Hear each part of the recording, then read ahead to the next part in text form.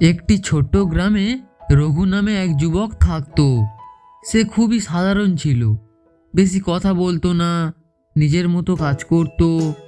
গ্রামের লোক তাকে তেমন গুরুত্ব দিত না। ভোরবেলা সবাই যখন ঘুমিয়ে থাকতো তখন রঘু উঠে পড়তো। হাতে একটা কোদাল নিয়ে সে মাঠের দিকে হেঁটে যেত। সকালে হালকা ঠান্ডা হাওয়া বইতো। সে হাঁটতে হাঁটতে নিজের মনে বলতো, আজ সকালে ভালো কাজ করতে হবে, মাটি ঠিক থাকলে তবে ফসল ভালো হবে। মাঠে পৌঁছে রঘু কোদাল দিয়ে মাটি খুঁড়তে শুরু করত। ধীরে ধীরে মাটি উল্টে দিত, আগাছা দেখলেই তুলে ফেলতো। গাছের গোড়ায় মাটি দিতে দিতে সে বলতো, তোরা ভালো থাকলে আমিও ভালো থাকবো। সূর্য একটু উঠলে রঘুর কপাল দিয়ে ঘাম পড়তো, হাত ব্যথা করত।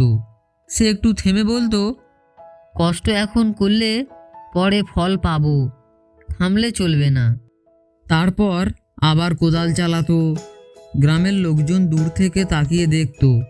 কেউ বলতো, এত খেটে কি হবে? কিন্তু রঘু কিছুই বলতো না, শুধু সে মনে মনে বলতো, কাজই একদিন সব বলবে।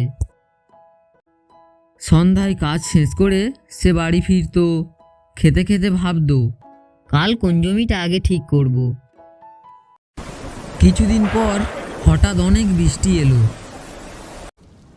গ্রামের অনেক জমি নষ্ট হয়ে গেল, ফসল পচে গেল, মানুষ দুশ্চিন্তায় পড়ে গেল। কিন্তু রঘুর জমিতে গাছগুলো তখনও সবুজ ছিল, পাতা নড়ছিল, গাছ দাঁড়িয়েছিল। একদিন গ্রামের লোকজন রঘুর জমিতে এসে দাঁড়ালো। সবাই চুপ করে তাকিয়ে রইল।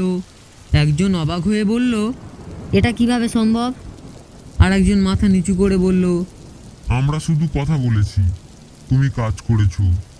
তখন রঘু শান্ত গলায় বলল, আমি কাউকে হারাতে চাইনি, আমি শুধু চুপচাপ কাজ করেছি।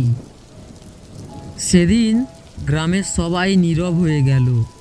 তারা বুঝে গেল, সব সাফল্য শব্দ করে আসে না, নীরব পরিশ্রমই একদিন সবাইকে অবাক করে দেয়।